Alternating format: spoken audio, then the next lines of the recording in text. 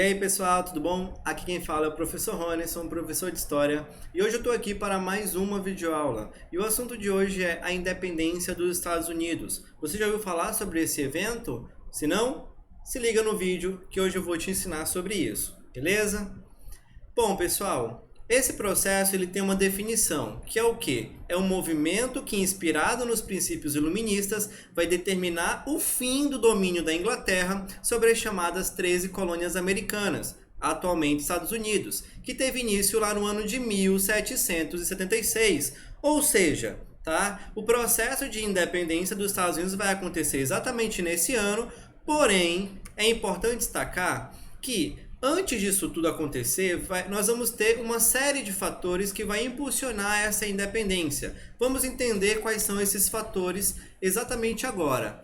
Bom, até o século XVII, os Estados Unidos ele tinha relativa autonomia, ou seja, ele determinava, de certa forma, a sua política e a sua economia. E isso vai acontecer não só por conta do processo de formação dos Estados Unidos, ou seja, no processo de migração das pessoas para aquela região, que inclusive é importante destacar que no processo de formação nós temos duas divisões, que é as colônias do norte e as colônias do sul. Lembrando que as colônias do norte elas eram colônias mais livres, de povoamento, com a utilização de manufaturas e o trabalho livre, e as colônias do sul eram colônias de exploração, onde existiam os latifúndios e onde também vigorava o chamado escravismo. Então existia uma grande diferença entre as duas regiões, mas na frente a gente vai entender por que essa divisão ela é importante, beleza? Mas é importante destacar também aqui que os Estados Unidos ele tinha essa relativa autonomia, no qual a Inglaterra, que era a sua metrópole, não interferia de uma certa forma mais firme, ok? Era muito mais folgada essa dominação, beleza?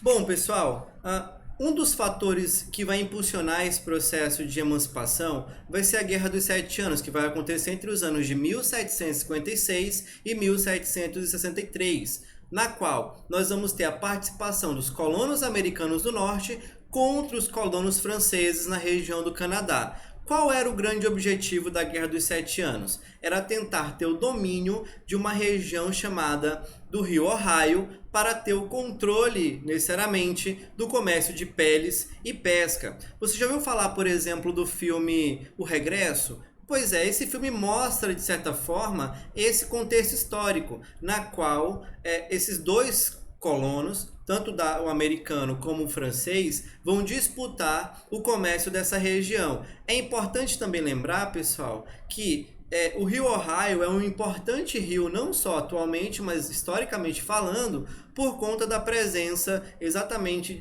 em abundância de animais e também de pesca. E isso vai acabar impulsionando o desejo de ter o controle dessa área, beleza? O fato é, pessoal, que isso vai acabar ocasionando a participação das metrópoles. Não só a metrópole, a Inglaterra, como também a metrópole dos franceses, no caso, colônias franceses, que era de fato a França, beleza? Esse conflito, ele vai acabar tendo algumas situações de agravamento. Para a França, vai agravar e vai impulsionar, de certa forma, o processo da Revolução Francesa. Para a Inglaterra, nós vamos ter aí uma série de fatores que é basicamente a vitória, mas principalmente um endividamento por parte dessa metrópole, beleza? Bom, pessoal, dentre outras coisas, como eu já mencionei, com relação aos resultados, a Inglaterra ela vai acabar vencendo a Guerra dos Sete Anos, vai anexar o território do Canadá e também das Antilhas, porém, nós vamos ter uma série de fatores que vai acabar sendo impostas sobre os colonos vitoriosos, os impostos. O que isso significa, pessoal? A Inglaterra, principal financiadora do conflito para os colonos americanos, vai acabar querendo de volta os seus recursos. E por isso ela vai iniciar uma série de impostos sobre os colonos que vai agravar a situação social e financeira dessa região. gerando de certa forma uma antipatia por parte desses colonos em relação à sua metrópole. Bom, pessoal, logo após a Guerra dos Sete Anos, o governo inglês ele vai aumentar os impostos, alegando que o dinheiro arrecadado seria utilizado para pagar todas as despesas da guerra. Porém, os colonos eles não vão gostar nada disso. Primeiro porque eles vão dizer que a Inglaterra tinha dado pouca ajuda durante a guerra e, portanto, seria injusto cobrar vários impostos sobre eles, beleza? Bom, pessoal, além disso, nós vamos ter o massacre de Boston, que vai ocorrer quando a Guarda Metropolitana da Inglaterra vai tentar acabar com uma série de manifestações na sua então colônia contra pessoas que não estavam gostando nada do processo de iniciar uma série de impostos em relação a esses colonos. Importante lembrar também que nós vamos ter uma série de contextos envolvendo a Guerra dos Sete Anos, entre elas a Revolução Industrial, porque a Inglaterra precisava ampliar os seus mercados, e além disso nós vamos ter também as restrições mercantilistas aos colonos americanos, como é o caso, por exemplo, da imposição do Pacto Colonial, algo que agora era necessário por parte da Inglaterra porque ela queria que esses colonos seguissem exatamente aquilo que eles desejassem, ou seja, pagando todos os impostos e vivendo de uma forma mais direcionada para a metrópole. Bom, a partir desse momento, a Inglaterra vai iniciar uma série de leis obrigatórias para esses colonos. Dentre essas leis, a gente pode citar, por exemplo, a Lei do Açúcar. Tá? Essa vai ser uma taxa em relação ao açúcar que não fosse comprado das Antilhas Inglesas. Era uma forma da Inglaterra de fato lucrar em relação ao seu melaço. Nós vamos ter a chamada Lei do Selo, que vai obrigar a utilização de selo em qualquer documento, jornais ou contratos que fossem enviados da metrópole para a colônia, ou vice-versa, de certa forma. Lembrando que a maior forma de comunicação era justamente essa, através de documento ou jornal, ou então cartas entre uma região e outra. Bom, além dessas duas, nós vamos ter também os atos Townshend, que vão ser leis que taxavam a importação de diversos produtos de consumo. Entre eles, também nós vamos ter a criação de tribunais alfandegários, que significava nada mais nada menos que leis portuárias. Então, qualquer produto que entrasse ou saísse receberia uma taxa de consumo. Tá bom? Bom, pessoal, além disso, nós vamos ter também o aumento dos impostos em relação à comercialização do chá. É importante destacar que o que a Inglaterra vai fazer em relação ao chá? Ele vai garantir o monopólio do comércio desse chá para a Companhia das Índias Orientais, ou seja, vai tirar exatamente uma parte da economia que era desses colonos. Em retaliação a tudo aquilo que foi feito para a lei do chá, e obviamente um episódio que nós vamos comentar já já, é importante lembrar que vai ser feita as chamadas leis intoleráveis. Vão ser leis impostas após uma manifestação no porto de Boston que interditava o porto da cidade e também gerava uma imposição de um novo governante para Massachusetts e também para o aquartelamento de tropas britânicas. Isso significa o quê? Que as populações das colônias, as famílias deveriam abrigar um soldado em sua residência e ainda bancar esse soldado. Olha que loucura, né? Para finalizar essa questão das leis, é importante também lembrar o chamado Ato de Quebec, que vai acontecer no ano de 1774, que vai impedir que as colônias de Massachusetts, Virgínia, Connecticut e Pensilvânia ocupassem as terras a oeste, ou seja, eles não podiam avançar territorialmente. Então, o que foi de fato a festa do chá de Boston? Em inglês, Boston Tea Party. Ela vai acontecer em 16 de dezembro de 1773, onde comerciantes rebeldes estadunidenses que se sentiam prejudicados disfarçaram-se de índios, peles vermelhas, assaltaram os navios da companhia que estavam no porto de Boston e lançaram o carregamento todo no mar. O objetivo era culpar os índios e disfarçar em relação ao prejuízo que a Inglaterra deveria ter. Porém, a Inglaterra vai acabar obviamente descobrindo, e isso vai acabar gerando, de certa forma, as chamadas leis intoleráveis que foi falado ainda há pouco. Isso vai ser, de fato, apenas um pequeno impulso para que a Revolução Americana, de fato, acontecesse. O processo de relação entre a metrópole e a colônia estava desgastado, porém, os colonos eles vão tentar ainda de uma forma burocrática minimizar os problemas relacionados à sua metrópole. E com isso nós vamos ter no ano de 1774 o chamado Primeiro Congresso da Filadélfia, que tinha como objetivo, entre outros, declarar os direitos dos colonos, na qual eles desejavam, por exemplo, o fim das tarifas e restrições mercantilistas, ou seja, todas aquelas leis, tributos, eles queriam o fim, e também eles desejavam aí, por parte de toda a situação envolvendo essas leis, o chamado veto do rei, ou seja, a garantia por parte do rei de que elas não seriam cobradas, tá? Bom, o fato é, galera, que o rei não quis ouvir, a situação foi agravada justamente porque não teve nenhum tipo de conversa ou de reunião direta com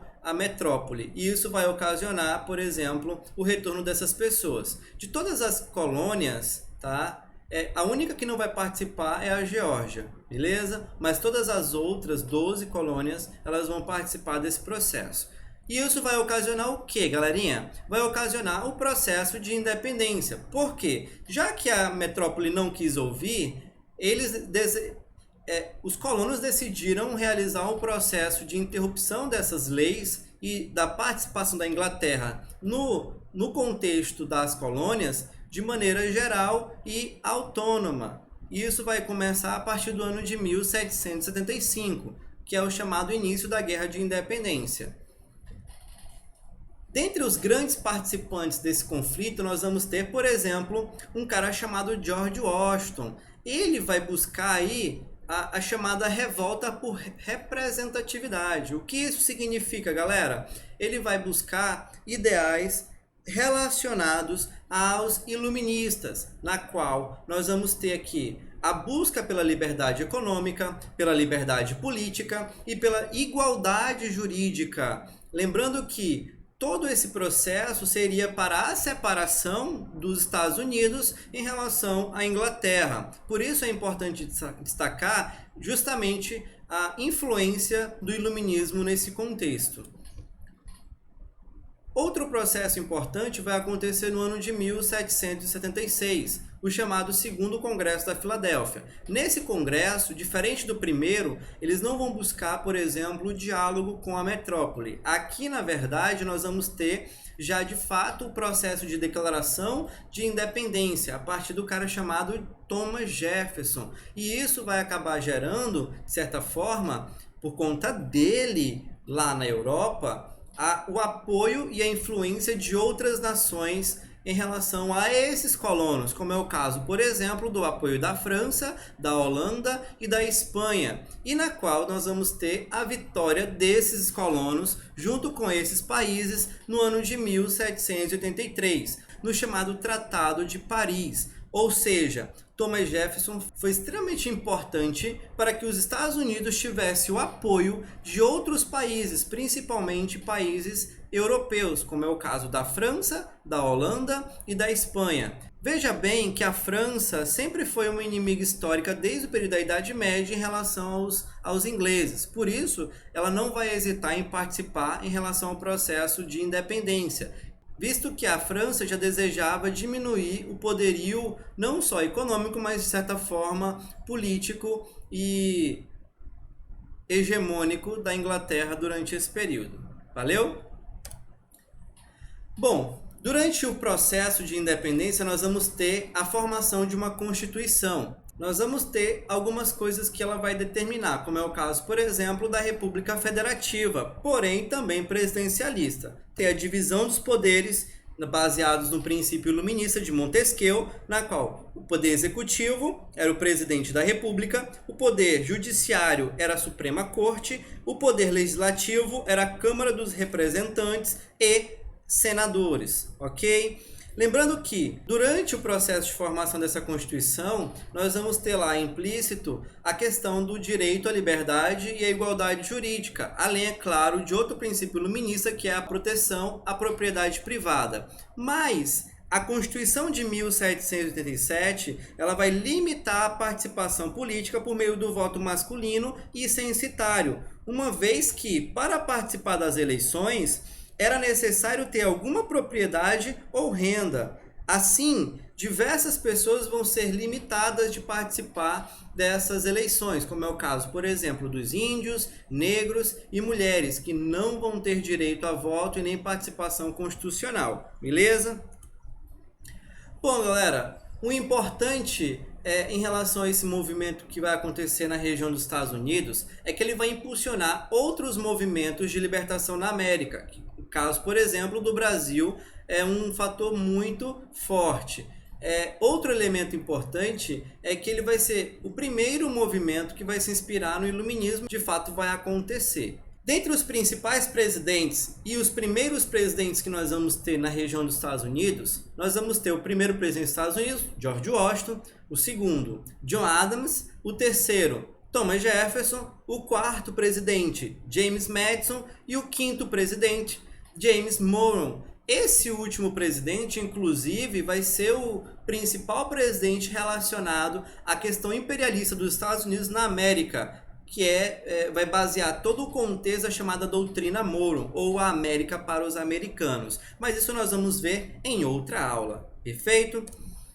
Bom, pessoal, esse foi o nosso assunto em relação à emancipação dos Estados Unidos, tá? Lembrando que o processo de emancipação ele vai ser basicamente feito a partir do chamado Tratado de Paris e que vai de fato reconhecer os Estados Unidos como uma nação independente. Eu espero que vocês tenham entendido e até a próxima aula. Não esqueça de curtir esse vídeo, deixar um comentário e seguir aqui o canal. Se inscreva no canal para não perder nenhum vídeo. Tchau, galerinha. Um abraço.